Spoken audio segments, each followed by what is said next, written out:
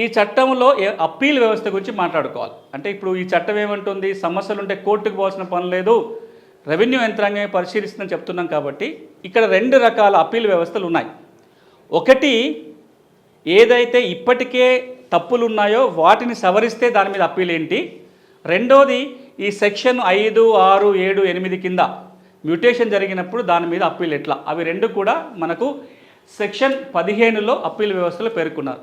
ఏం చెప్తున్నామంటే, ఒకటి, ఇప్పుడున్న తప్పుల సవరణ కోసమో కొత్తగా పాస్బుక్ కావాలని వెళ్ళాలంటే దరఖాస్తు పెట్టుకోవచ్చు, ఆర్డీఓనో కలెక్టరో పరిష్కారం చేయవచ్చు అని నేను ఇంతకుముందు ప్రస్తావన చేశాను.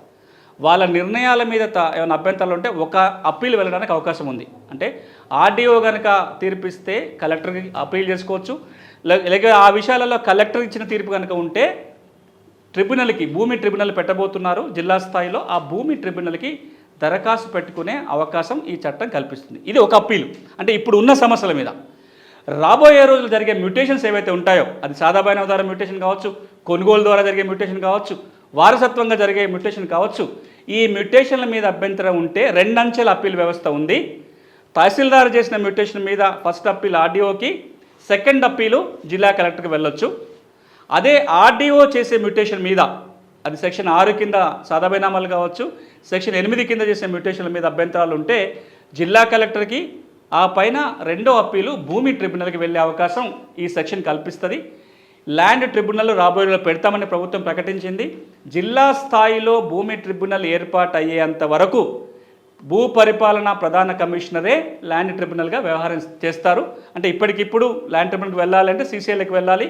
రాబోయే రోజుల్లో ఉమ్మడి జిల్లాకు ఒకటో లేదా చిన్న జిల్లా స్థాయిలో కూడా కేసు లోడ్ని బట్టి ట్రిబ్యునల్ పెడతామని గౌరవ రెవెన్యూ మంత్రి గారు, ముఖ్యమంత్రి గారు ప్రకటించారు. కాబట్టి ట్రిబ్యునల్కి వస్తే ట్రిబ్యునల్కి వెళ్ళొచ్చు. ఇది అప్పీల్ వ్యవస్థ. మరొక కీలకమైన సెక్షన్ భూభారతిలో సెక్షన్ 16 రివిజన్ అధికారం. ఇది 2 అంశాలను పేర్కొంటుంది. ఇది అన్ని రకాల భూములకు వర్తించదు. ఈ సెక్షన్ యొక్క ప్రధాన ఉద్దేశం ఏంటంటే, ఇక్కడ కింద ఆర్డీఓనో కలెక్టరో ఇచ్చిన తీర్పుల మీద రివిజన్ చేయటం కాదు. ఒకప్పుడు 1971 చట్టం కింద ఆర్డీఓ తీర్పులు ఇస్తే రివిజన్ అధికారం జాయింట్ కలెక్టర్కి ఉండేది. ఎప్పుడైనా తీర్పులు సరిదిద్దే అవకాశం ఉండేది. ఇప్పుడు మనం ఆ రివిజన్ గురించి మాట్లాడట్లా. ఇక్కడ రివిజన్ ఏంటంటే, ఎవరైనా కొన్ని రకాల భూములు అక్కడ ఏదైతే రాస్తున్నామో, ప్రభుత్వ భూములు కానీ, భూదాన భూములు కానీ, అసైన్మెంట్ కానీ, ఎండోన్మెంట్, వక్ఫ్ భూములకి తప్పుడు పద్ధతిలో పట్టాలు పొందితే, దాని కనుక ఎవరికైనా పట్టాలు జారీ అయితే సీసీఎల్ఏ భూ పరిపాలన ప్రధాన కమిషనర్ ఆ కేసు తనంత తానుగా సోమోటోగా తీసుకొని రికార్డుని రెక్టిఫై చేసి, ఒకవేళ ఆ భూమి కనుక వేరే వాళ్ళ స్వాధీనంకి వెళ్ళిపోయి ఉంటే దాన్ని తిరిగి మళ్ళీ ప్రభుత్వం స్వాధీనం చేసుకునే అధికారం ఈ సెక్షన్ 16లో ఇస్తుంది. సీసీఎల్ఏ తనంత తాను తీసుకోవచ్చు. అన్నిటికంటే కీలకం ఏంటంటే, ఎవరైనా సరే కంప్లైంట్ చేసే అవకాశం ఈ సెక్షన్ 16 ఇస్తుంది. ఇప్పుడు నేను కనుక ప్రభుత్వ భూమికి పట్టా చేసుకుంటే మళ్ళీ నేనేం అప్పీల్కి పోను కదా, లేకపోతే నాకు ఇంకెవరో ఆ ఊళ్ళో తెలిసిన వ్యక్తే ఈ తప్పు జరిగిందంటే అప్పీల్కి పోయే అవకాశం ఉంటుంది. సో ఇప్పుడు భూభారతి చట్టంలో ఒక ప్రత్యేకమైన యాప్ పెట్టబోతున్నారు. దాని ద్వారా తెలంగాణలో ఎవరైనా కావచ్చు, ఆ మాటకు వస్తే భారతదేశంలో ప్రపంచంలో ఏ వ్యక్తి అయినా కావచ్చు, ఆ యాప్ ద్వారా పలానా గ్రామంలో పలానా సర్వే నెంబర్లో పలానా భూదాన భూమిని పలానా ఆయన పట్టా చేసుకున్నాడని కంప్లైంట్ చేస్తే ఈ చట్టం కింద చర్యలు తీసుకొని పాస్ పుస్తకాన్ని రద్దు చేసి భూమిని తిరిగి స్వాధీనపరుచుకునే హక్కులు ఉన్నాయి. నెక్స్ట్ ఇది మరొక కీలక అంశం. ఈ చట్టం కింద ఎవరైనా రెవెన్యూ అధికారులు తప్పుడు పద్ధతిలో రికార్డుని ట్యాంపర్ చేసినా, ఫ్రాడులెంట్గా ఉత్తర్వులు ఇచ్చినా, లేదా ప్రభుత్వ భూములకి తప్పుడు పద్ధతులు వేరే పట్టాలు చేసినా, తప్పు చేసిన అధికారుల మీద సెక్షన్ 19, సెక్షన్ 20 ప్రకారం చర్యలు తీసుకోవచ్చు. ఒక పక్కన ఈ చట్టం ఏమంటుందంటే, ఎవరైనా సదుద్దేశంతో తీసుకున్న నిర్ణయాల మీద క్రిమినల్ కేసులు పెట్టరు, కానీ ఫ్రాడులెంట్గా ఏదన్నా యాక్షన్ తీసుకున్నట్లయితే, తప్పుడు పద్ధతిలో మోసపూరితంగా కనుక రికార్డుల మార్పు జరిగినట్లయితే అలాంటి అధికారుల మీద చర్యలు తీసుకోవడానికి, ఆ విధంగా మారిన భూమిని మళ్ళీ రికార్డులు సవరించడానికి, భూమిని తిరిగి స్వాధీనం చేసుకోవడానికి సెక్షన్ 19, 20 అవకాశం ఇస్తుంది. నెక్స్ట్, ఇప్పుడు సివిల్ కోర్టులకి ఎప్పుడు వెళ్ళొచ్చు? ధరణి చట్టం ఏమంటుందంటే, ఏ తప్పు సవరణకైనా కోర్టుకే పోవాలంటుంది ధరణి చట్టం. భూభారతి చట్టం ఏమంటుందంటే, రికార్డుల సవరణకి కోర్టుకు పోవాల్సిన పని లేదు. మరి ఎప్పుడు పోవాలి?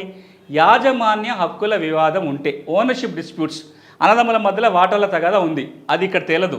వాటాలు వాళ్ళన్న తెలుసుకోవాలి, కోర్టు అన్న తెలుసాలి. లేదా ఈ భూమి యజమాని ఎవరు అనే వివాదం వచ్చినప్పుడు అలాంటి వివాదాలు ఉన్నప్పుడు కోర్టుకు వెళ్ళాలి తప్ప రికార్డులో జరిగిన తప్పొప్పుల సవరణకి కోర్టుకు వెళ్లాల్సిన పని లేదు.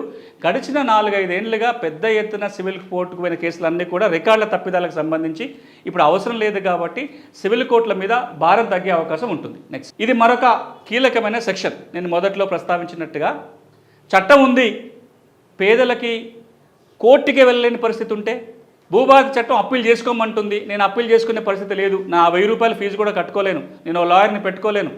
అట్లాంటప్పుడు ఏంటి అనే పరిస్థితి వస్తే దేశంలో ఏ భూమి చట్టంలో లేనట్టుగా ఎవరైనా పేదలు కావచ్చు, మహిళలు కావచ్చు, ఎస్సీ ఎస్టీలకు చెందిన వాళ్ళు కావచ్చు, భూభారతి చట్టం కింద రెవెన్యూ యంత్రాంగమే లీగల్ సర్వీస్ అథారిటీ ద్వారా కానీ లేదా డిఆర్డీఏలో ఉన్న పారాలీగల్ వ్యవస్థ ద్వారా కానీ మరొక సంస్థ ద్వారా కానీ ఉచిత న్యాయ సహాయం అందించే బాధ్యత రెవెన్యూ అధికారుల మీద ఉంది. అంతేకాదు ఈ చట్టం మీద అవగాహన పెంపొందించాల్సిన బాధ్యత కూడా భూభారతి చట్టం రెవెన్యూ యంత్రాంగం మీద పెడుతుంది. అందుకే మీరు చూస్తున్నారు ఈ 15 రోజుల పాటు రాష్ట్ర వ్యాప్తంగా ఈ చట్టాన్ని ప్రజలకు తెలియజేసే ప్రయత్నం రెవెన్యూ యంత్రాంగం చేస్తుంది. ఎందుకంటే ఈ చట్టం చాలా స్పష్టంగా చెప్తుంది రెవెన్యూ యంత్రాంగము ఈ చట్టం మీద అవగాహన పెంపొందించాలని.